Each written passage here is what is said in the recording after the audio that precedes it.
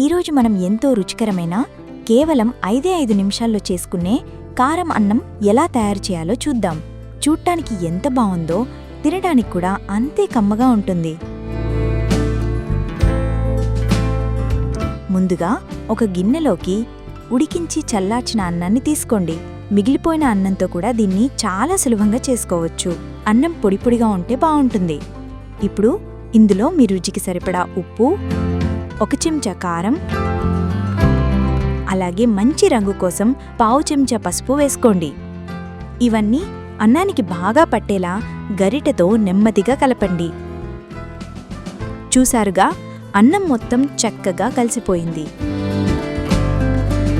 ఇప్పుడు స్టవ్ మీద ఒక బాణలి పెట్టి 2 లేదా 3 చెంచాల నూనె వేసి వేడి చేయండి. నూనె వేడెక్కాక పోపు దినుసులు వేసుకుందాం. 1 చెంచా జీలకర్ర, 1 చెంచా శనగపప్పు, 1 చెంచా ఆవాలు, 4-5 ఎండుమిరపకాయలు,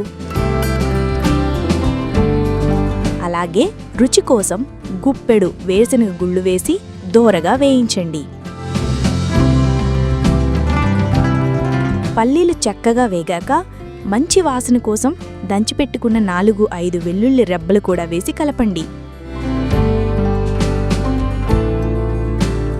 ఇప్పుడిందులో కొద్దిగా కరివేపాకు వేసి చిటపట్లాడనివ్వండి. పోపు ఎంత బాగా వేగితే అన్నం అంత రుచిగా ఉంటుంది.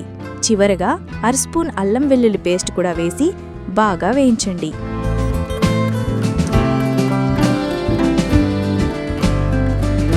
ఈ పోపు బాగా వేగిన తర్వాత మనం ముందుగా కలిపెట్టుకున్న కారం అన్నాన్ని ఇందులో వేయండి.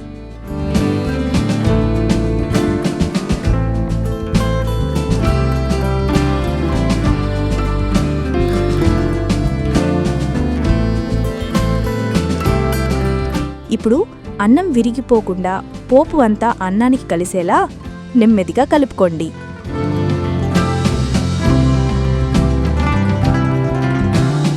స్టవ్ను మీడియం మంటలో ఉంచి ఒక 2 నిమిషాల పాటు ఇలా వేయిస్తే కారం పచ్చివాసన పోతుంది. అంతే, ఎంతో కమ్మనైనా ఘుమఘుమలాడే కారం అన్నం రెడీ అయిపోయింది.